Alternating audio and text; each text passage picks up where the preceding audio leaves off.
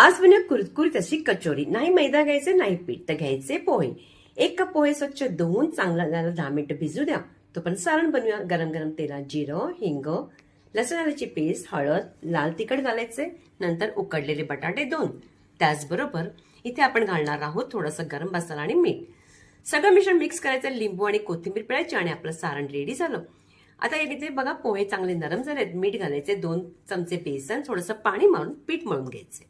आता इथे जे आपण सारण आहे ना त्याचे छोटे छोटे असे गोळे करायचे आणि या पिठाचा एक मोठासा गोळा करून तो आपण एक वाटीसारखी करायची आणि त्याच्यामध्ये जे सारणाचा गोळा ठेवायचा आणि पूर्ण बंद करून अशा पद्धतीने गोळा चांगला करायचा.